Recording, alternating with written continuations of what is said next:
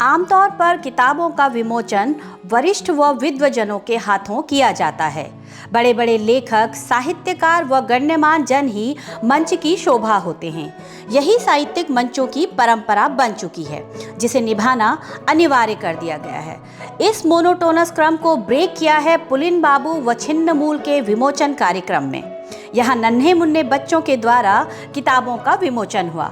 यह जिम्मेदारी को स्थानांतरण करने की एक रचनात्मक कोशिश है। यह सिर्फ परिणामस्व परिवार के लिए नहीं, बल्कि इस दिनेशपुर क्षेत्र के लिए भी बहुत गौरव का विषय है, गर्व का विषय है कि इस छोटी सी जगह पर एक इतना महत्वपूर्ण आयोजन हम आप सभी के सहयोग से, आप सभी के मार्गदर्शन से करने जा रहे हैं। और जिस तरीके से सबको साथ लेकर चलने की हमारी हमेशा संस्कृति रही है, भारतीय संस्कृति भी यही है और हमारी व्यक्तिगत रूप से भी परिपाटी यही है कि हम चाहते हैं कि हम किसी एक रंग के समर्थक नहीं। कभी भी आप किसी बाग में घूमने जाइए और सिर्फ एक रंग के फूल खिले हो तो आपको आनंद नहीं आएगा। आनंद तभी आता है जब बाग में 10 तरीके के फूल खिले हो, 10 तरीके के पेड़ लगे हो, तभी आप उसमें पसंद कर सकते हैं कि कौन सा बेहतर है, कौन सा आपको अच्छा नहीं लग रहा है। किसी एक विचार या किसी एक रंग के साथ आप कभी भी समाज को आगे बढ़ने की परिकल्पना मुझे नहीं लगता कि की जा सकती है। किसी एक रंग या किसी एक विशेष झंडे के नीचे हम चाहें कि सब इस देश को इकट्ठा कर लेंगे तो बहुत मुश्किल चीज़ है, खासकर भारत के संदर्भ में तो मुझे लगता है, क्योंकि यहाँ हर 4 कदम पे पानी और भाषा बदल जाती है। ऐसे में आप किसी पर कोई एक चीज़ जबरदस्ती लादना चाहें तो वो देश में एकता की जगह अनेकता और विखंडन को ही जन्म देगी। उद्वास्तु बंगाली समाज में गांधी के नाम से चर्चित पुलिन कुमार विश्वास की संघर्ष गाथा पुलिन बाबू का विमोचन किताब के लेखक पलाश विश्वास के परिजनों व बच्चों के द्वारा किया गया। तो देश भर में जो हमारे वैचारिक साथी हैं उन लोगों ने इस सम्मेलन का बहिष्कार किया है। मैंने कहा सम्मेलन हो या न हो, जिन लोगों के लिए पुलिन बाबू ने आधी सदी तक चादर और धोती में जिंदगी बिताई, उनके भी यहाँ सम्मेलन नहीं होगा।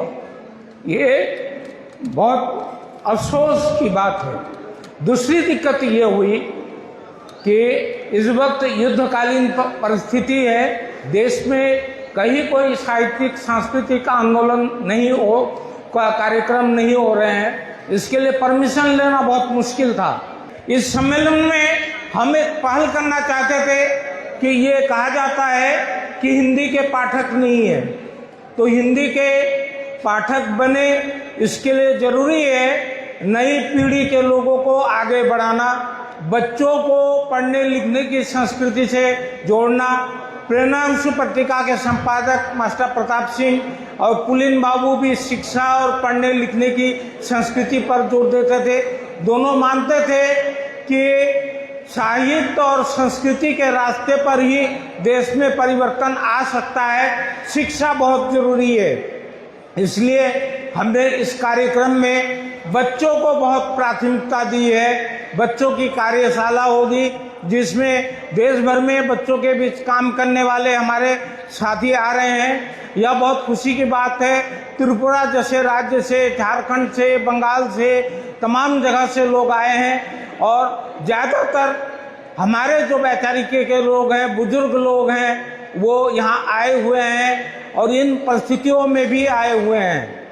मैं इस किताब के बारे में ज़्यादा कुछ नहीं कहना चाहूँगा, सिर्फ इतना बताना चाहूँगा कि यह किताब पुलिन बाबू की जीवनी नहीं है।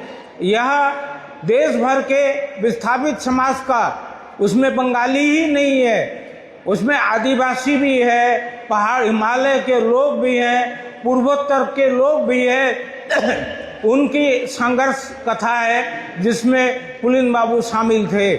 उनके आंदोलनों का इतिहास, सरहदों के आर पार उन्होंने जो भोगा, जो जैसा पुनर्वासन हुआ, उस पुनर्वासन की क्या हकीकत है और उससे जुड़ी क्या हलचल है, मरीज झांपी से लेकर असम का बांग्लादेश के भाषा आंदोलन का ये सारा ब्यौरा इस किताब में है। यह किताब महीने भर से अमेज़न पर उपलब्ध है। आप लोग सभी आए, आपके मोहब्बत के सिवा हमारी कोई पूंजी नहीं है। मेरे पिताजी ने या मास्टर प्रताप सिंह ने संपत्ति नहीं जोड़ी, मास्टर प्रताप सिंह ने संस्थाओं का निर्माण किया, प्रेरणा अंशु का प्रकाशन शुरू किया, समाज उत्थान संस्थान बनाया, उनके आधार पर हमने अनसुनी आवाज़ का प्रकाशन किया। तो इस क्षेत्र के तमाम लोग हमारे साथ हैं, हमारे साथी रात दिन जनता के साथ हैं, जनता के बीच है और जनता की आवाज़ बुलंद कर रहे हैं। देश में बड़ी बड़ी पत्रिकाएं बंद हो गई कोरोना काल में या पीडीएफ में निकली, हमने एक भी अंक मिस नहीं किया और सारे अंक नियमित निकालते रहे। इसी तरह तराई में बसे बंगाली विस्थापित समाज की आपबीती बयां करती बहुचर्चित पुस्तक छिन्नमूल के दूसरे संस्करण का विमोचन भी लेखक रूपेश कुमार सिंह के परिजनों व बच्चों के द्वारा किया गया। इस विमोचन को नई जिम्मेदारी के साथ जिस तरीके से मां साहब ने हम पर ये जिम्मेदारी सौंपी, हम भी अपने बच्चों को अब देना चाहते हैं। हालांकि अभी वक्त है हमारे पास, तो ये निष्कर्ष है, श्रेयसी है, छनछन और सूर्यांश और उत्कर्ष है हमारा। तो मैं बता रहा था कि ये बहुत महत्वपूर्ण किताब है। जिन साथियों ने नहीं ली है, क्योंकि समय साक्ष्य के प्रवीण जी ये किताबें ये 500 प्रतियां अभी लेकर आए हैं और प्रतियां आपको अमेजोन पर भी मिल जाएंगी। हमारे बंगाली समाज के जो पहले विधायक रहे प्रेमानंद महाजन जी भी मौजूद हैं, उनका भी जिक्र इसमें है, इस प्रतिबद्धता के साथ कि हम समाज के साथ जुड़े हुए हैं। और मां साहब का भी बहुत लंबा अरसा लंबा काम बंगाली समाज के लिए ही रहा और उसी चीज़ को हम भी आगे बढ़ा रहे हैं। ये किताब भी बहुत पहले दर्ज होनी चाहिए थी लेकिन नहीं हो पाई। 2023 में ये किताब आई थी और 1000 प्रतियां सिर्फ 2 महीने में इसकी चली गई थी पाठकों तक, और अब 500 प्रतियां आज हमारे पास मौजूद हैं। और प्रवीण भाई आप तैयार रहेंगे कि हम बहुत जल्दी इसकी और प्रतियां भी आपसे प्रकाशित करवाएंगे। 10 व 11 मई 2025 को देश भर के साहित्यकार, पत्रकार, रंगकर्मी व सामाजिक कार्यकर्ता दिनेशपुर में जमा हुए। मौका था राष्ट्रीय मासिक पत्रिका प्रेरणा अंशु के 39वें वार्षिक उत्सव का। कार्यक्रम को राष्ट्रीय लघुपत्र पत्रिकाओं के सम्मेलन के रूप में मनाया गया। भव्य रंग यात्रा से उस वक्त दिनेशपुर की आबोहवा साहित्यमय हो गई जब लोग किताबों से दोस्ती का संदेश लेकर जनगीत गाते, गुनगुनाते और नारेबाजी करते हुए सड़कों पर उतरे। आज का ये कार्यक्रम मुझे अद्भुत और अद्भुत करने वाला लगा, इसलिए कि कुछ परंपराएं जब तक हम तोड़ेंगे नहीं, नई परंपराएं शुरू नहीं होंगी। इस कार्यक्रम के बहुत सारे आयाम हैं, मैं 2-4 बातें कहना चाहता हूँ। सबसे पहले मैं स्वर्गीय मास्टर प्रताप सिंह जी और मैं पुलिन विश्वास जी को अपनी श्रद्धांजलि अर्पित करता हूँ कि जिन्होंने इस क्षेत्र में जागृति की चेतना का दीपक जलाया और उस चेतना का प्रभाव हमें, उसकी रोशनी आज देखने को मिली।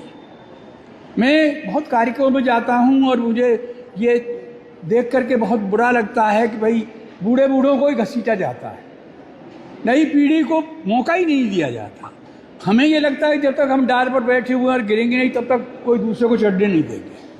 आज मुझे ये देखकर हार्दिक प्रसन्नता हुई है कि आपने इस कार्यक्रम की शुरुआत बिल्कुल नई पीढ़ी से कराई और सारी बातें नई पीढ़ी ने की और जो यात्रा निकली वो भी अद्भुत थी, बच्चों का गायन था वो भी अद्भुत था और आपने इस कार्यक्रम में सबसे अधिक पुस्तकों को महत्व दिया। देखिए, मेरे एक गुरु थे, वो ये कहा करते थे कि अगर आपकी कोई रचना दैनिक में छपती है तो उसकी उम्र 1 दिन की है, साप्ताहिक में छपती है तो उसकी उम्र 1 सप्ताह की है और अगर मासिक में छपती है तो उसकी उम्र 1 माह की है। लेकिन पुस्तक की उम्र उतनी है जितनी धरती की है, क्योंकि समय बीतता जाएगा, आपकी पुस्तक कहीं ना कहीं किसी न किसी लाइब्रेरी में ज़रूर मिल जाएगी और वो पूरी तरह आगे आने वाली पीढ़ियों का साथ देगी। इसलिए पुस्तक से अच्छा कोई साथी नहीं है, कोई और दूसरा विकल्प नहीं है पुस्तक का। हालांकि आज ई वगैरह की बातें हो रही है, लेकिन फिर भी आप ये मानिए कि जो पुस्तक की हार्ड कॉपी है उसका आज भी कोई विकल्प नहीं। तो आप लोगों ने संकल्प लिया, नई पीढ़ी ने संकल्प लिया, मैं उनको बधाई देता हूँ कि उन्होंने इस कार्यक्रम को बिल्कुल नया बनाया।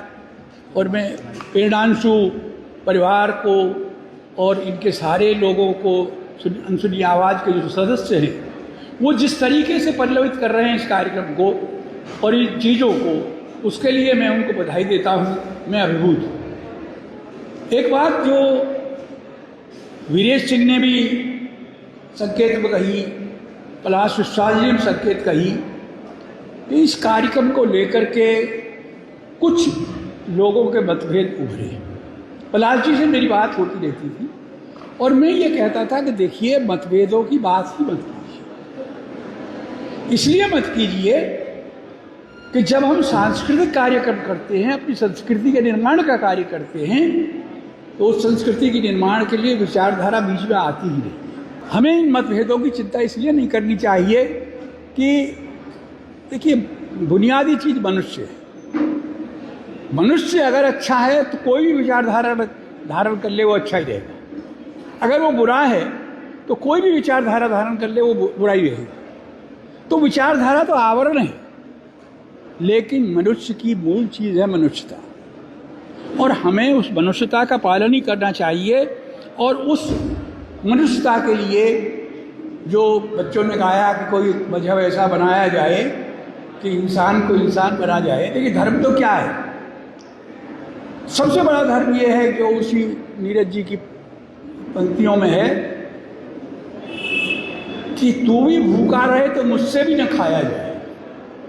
ये जो धर्म है, ये सबसे बड़ा धर्म है। और इस धर्म में सारे मतभेद अपने आप सॉल्व होते हैं। इसलिए मेरा रूपेश सिंह जी से और कुमार विश्वास परास जी से ये निवेदन है कि इन मतभेदों पर बात मत कीजिए। मैं तो परास विश्वास से कहता था, बात ही क्यों कर रहे हैं?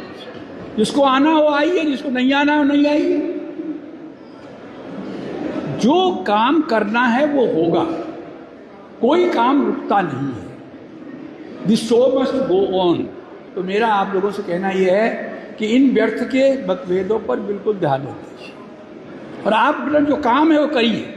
आपके मन में ये होना चाहिए कि हम देश के लिए काम कर रहे हैं और हम मनुष्य के लिए काम कर रहे हैं। मनुष्य के ऊपर कोई किसी तरह का ठप्पा लगा हुआ नहीं है। हम मनुष्य को मनुष्य के रूप में देखना चाहते हैं कि इस ठप्पे के रूप में नहीं। बहुत बहुत धन्यवाद। मुझे आनंद आया आपके इस कार्यक्रम में आया।